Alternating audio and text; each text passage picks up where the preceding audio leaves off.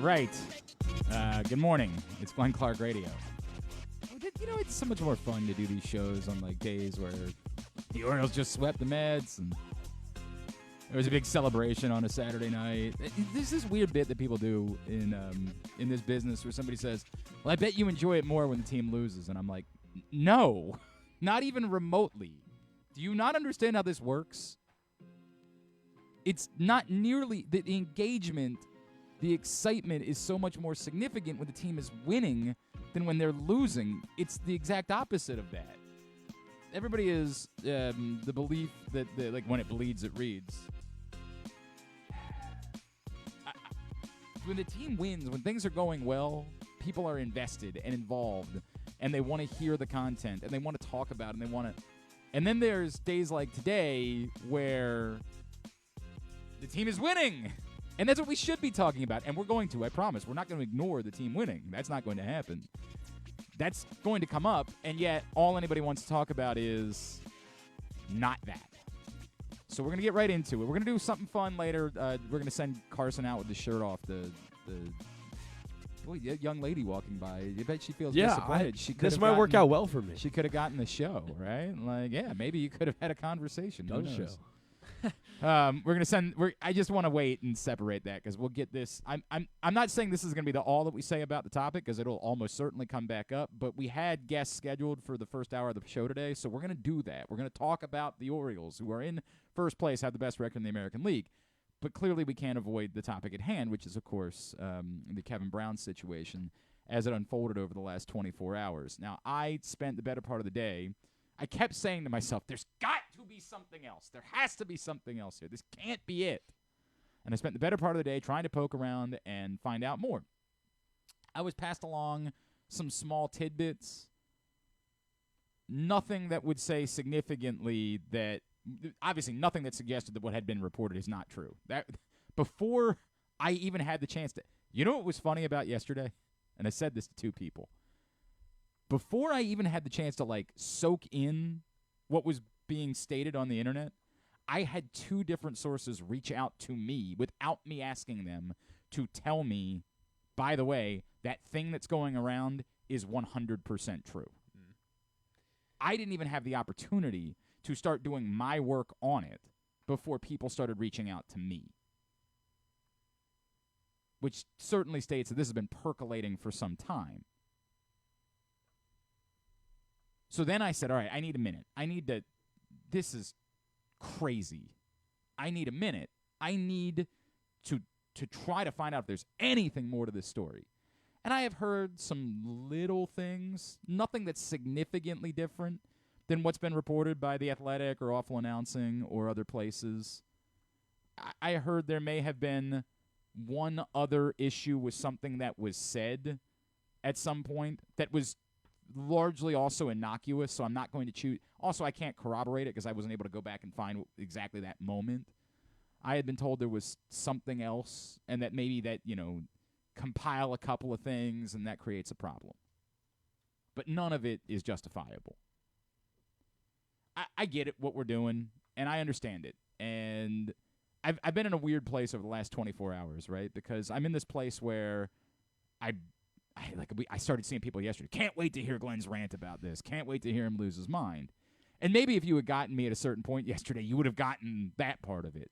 Today, I'm going to default more to what it is that I said. Remember last year, you weren't with us at that point. Griffin, were you with us when we did the when Reed and I had Adam Jones on the show? Oh, that was. I think that might have been right before you joined this program. I think Paul was still with us at that point. So if for those of you that remember last year, the first time that Rita and I did a show on 105.7, we decided we wanted to kind of stack the lineup, right? Like let's get the mayor, let's call people that we know, and let's have a star-studded first lineup. And of course, as everybody knows in this community, there's no one better to put on when you want somebody to talk than Adam Jones. He's the best. And so we reached out, and of course he was happy to come on, and guys know the affinity that I have for Adam. And literally right before Adam was scheduled to come on with us, a friend of mine who works in Vegas sent me a message and said, this is going to be weird, but Adam was just wandering around Friday night, and we saw him at the casino, invited him to come in and sit in with us, And he mentioned to us that, like, he has no connection with the Orioles. And I was like, well, that's weird, but it's out there. And, like, he sent me the clip, and I said, I want to bring it up. And Adam unloaded. And it was a major news story. And everybody started picking it up, and, the Sun had to write about it, and I was here. And my response was, I'm going to let you guys scream about whose fault it is and who deserves the most blame and all of those things. And all I'm going to say is, fix it. Fix it. And maybe this is me, the dad, right? Like, maybe this is me. I'll give you an anecdote. My kids were here with us yesterday. For the most part, they were fine. For the most part, yeah. Yeah, for the most part. There are moments where all of a sudden I hear one of my kids crying, screaming, whatever it is, and the other one, all he wants to do is, wasn't me. It's Shaggy, right? Like, wasn't me. And I'm desperately trying to teach them, this isn't about assigning blame. I tried to teach this to some young people that I work with from time to time, not looking at anybody in particular. Yeah, Carson, exactly right. That's the one. This isn't about assigning blame. I don't live when I was young, that mattered to me. I'm a problem solver now. We all got to function. Don't avoid giving me the bad news. I need to know the bad news. The problem is when you don't tell me the bad news. In that moment, I need to figure out what happened. I don't care about assigning blame. Is something wrong? Does one of my kids have to go to the hospital? I need to figure that out. And if you guys are wrestling and one of you, accidentally elbowed the other one, saying, it wasn't my fault, and not doing anything about it, and just sitting there, it doesn't help me. I need you to be proactive. Check on your brother. Figure out if he's okay. Come get me if that's what I need you to do. And that's the way that I approach things now. I am a problem solver. Let's fix this. Let's figure this out. And that's where I am today. Look, if today is the day where you've said, they need to sell the team. I get it. I understand how you feel. I do. I understand where you're coming from. And I'm not even going to tell you that, I don't know if I would say I inherently disagree with you. I think a lot of us have thought about, leadership and things like that and said, I don't know, maybe there could be other leadership. I think a lot of people over the years have said maybe there could be people that had some more money to spend and were willing to. But, of course, how'd that work for the Mets, by the way? How's that going, where you bring in the owner with all the money and he just throws money at the problem, it doesn't get solved? Right now, the baseball part of it is working. So I kind of don't want to mess with that. Although, again, I would like them to extend their players and fortify with some more pitching when they get the opportunity. I'm not saying I don't want them to spend money. But I do like what they've been doing. I am in favor of that from a baseball standpoint. I think they've done quite well. If that's where you're at today, that's where you're at. And I understand your feelings. I do. I completely understand it. My point is, I don't think that's going to happen. So how do we fix this? How do we solve this problem? How do we say, we might have screwed this one up? Whoever it is. Whether it's John Angelos, whether it's other leadership from MASN or from the Orioles, whoever. Whether there is, as innocuous as everything that we've seen from Kevin Brown, was there a point where he was told, hey, look, this is the way we want something presented. Please don't present it in a different way. Now, that doesn't justify suspending him. Of course, the Orioles have said they didn't suspend him. That's weird. I don't know what to make of that, and it's a whole different thing. But let's just fix this. Let's fix it. Today. Let's make sure that this doesn't percolate, that this doesn't overwhelm the story of what the Baltimore Orioles have done and what they are doing. Mistakes happen. What happened when this looked terrible with Adam Jones a year ago? awful, atrocious. What happened? They fixed it. They created a relationship. They made a connection. They figured it out. Hey, let's all get together. We're all very smart people. We can figure out that we should want to have Adam Jones in the fold here. And if he's bothered by something, let's do whatever we need to do in order to repair and patch that up. Let's fix this today. Or, quite quickly. So that this doesn't have to overshadow anything that's going on. It's not fair to the team that's on the field.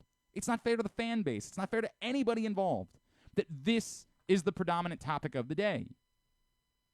It's certainly, look, it's not fair to Kevin Brown.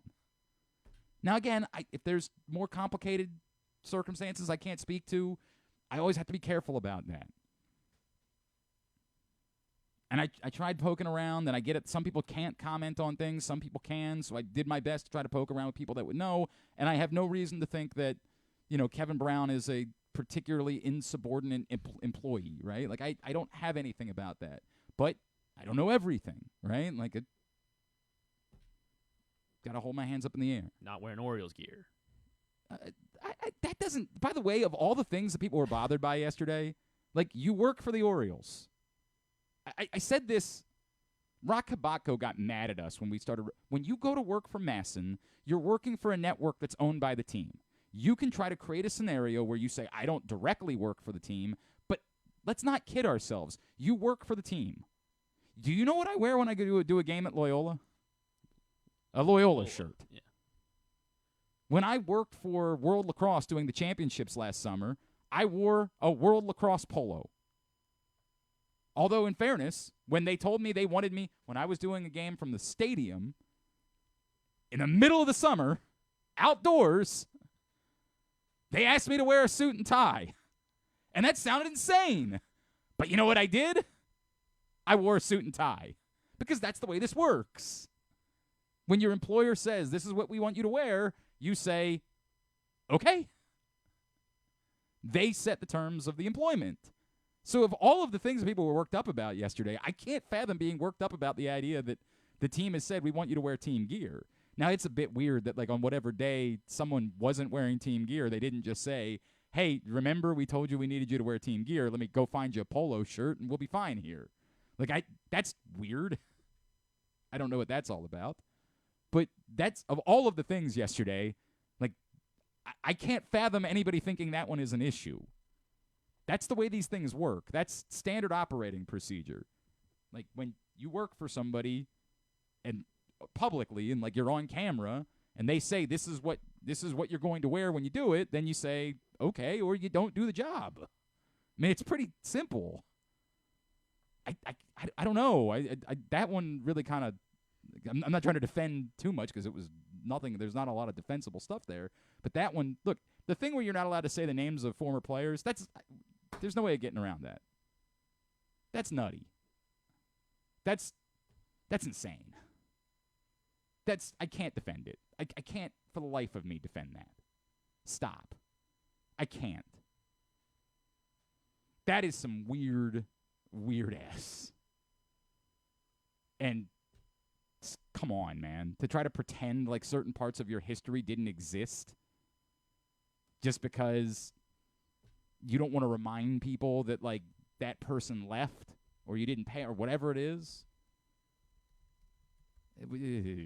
I can't for the life of me defend that. And there's no defending the treatment of Kevin Brown, who's an outstanding broadcaster. And, we all know. And I hope that Kevin Brown, when he does return, and allegedly that's going to be soon, I hope this doesn't impact his relationship with the city and the team. And I hope everybody is capable of making this right to the greatest extent that they possibly can. And that's where I am. The team's going to play a game tonight. They're going to play another game tomorrow. The Angelos family is going to own the Baltimore Orioles. They've kind of made it abundantly clear they're not selling. whatever you feel about that, you feel about that. I get it. I told you already. I get it. I understand. Fix it. Fix this. If you thought you were well-intentioned, if you thought that you were trying to do the right thing, whatever this is, you wanted to protect the image of the team, you wanted to protect the image of your leadership, whatever it was, if you thought that you were doing the right thing, be willing to listen to a lot of people that are telling you, this ain't it, Chief. Don't insulate yourself and say, well, nobody else's opinions matter. Remember, every time we talk about an issue like, remember the thing from a couple weeks ago that I got hot and bothered about with the Titans wearing the Oilers uniforms? And I said, this is shameful. This is embarrassing. And I would hear from people on Twitter, well, they have the right to do it. That's the way. Having the right to do something doesn't make it right. It doesn't work that way. And you got to be willing to listen to the community that you're trying to serve. And as I keep saying, the Orioles do any number of things right. The Kids Cheer Free thing is great. I've said it a million times. Tremendous idea. They had a wonderful ceremony on Saturday night. The Orioles do lots of things well. And they have certainly done things to repair what has been a horrible relationship between city and franchise. And maybe in their minds, they think they're doing the right thing to present the right image of the baseball team, of leadership, of whatever it is. But you're hearing quite loudly that's not what the community that you serve wants. That's not what they're looking for. Meet us there. Recognize it. Be willing to say, hey, we thought this was the right thing, but we'll listen to you. We'll understand what it is that you're saying. Let's try to do this together. And you can roll your eyes and say, Glenn, that's hopeless. It's not going to happen. Maybe you're right. But let's talk about it. Screaming and yelling and blaming and calling names and all of that sort of stuff, it makes you feel better, do it. But I don't think it's going to change anything. Whereas encouraging improvement, for me, I'll at least hope. Hope. And I have empirical evidence. I said that correctly, empirical? I have evidence. Yeah. A year ago, there was a problem, a significant problem that the community was freaking out about. And we now know a year later, it's fixed. Adam Jones is so welcome here now that he just shows up unannounced on a broadcast on Friday night. That's a good thing. I want that. I want it to be that Adam Jones could pop up at any moment and have any role and be involved in any way, in any capacity. That's a good thing. Let's do that. Let's make sure that continues moving forward and that it's the same way for other great players in Orioles history. Let's make sure that that's the relationship that the Orioles share with the people that matter to this fan base. Let's continue to do that. That's a good thing. And it's a good story of something that was broken and was a problem and was fixed. So let's fix this quickly and not distract from the best feeling we've had as baseball fans in a very long time. Let's get it fixed. However we got here, whatever mistakes were made, let's fix it. And the reason why I'm willing to say this is because I have evidence that it can be. Because a year ago, it was. It was fixed. Whatever, calmer, cooler, whatever word you want to use, heads prevailed. Smart people got together and said, let's prioritize this. So let's do it again. And if we do, then we don't have to talk about this anymore. And if we don't, then we'll revisit the topic. I'm not trying to make this go away. I'm not trying to pretend like I'm not doing any of those things. This is me, problem solver. This is who I am these days. I want it fixed. And I'm going to hope that that'll prove to be the case. And if it's not, we'll go from there. We'll have that conversation then. All right? I'm not putting it away. I'm just putting a cork in it for the moment because we're going to talk about the team. I don't know if you heard, they're pretty good. Carson,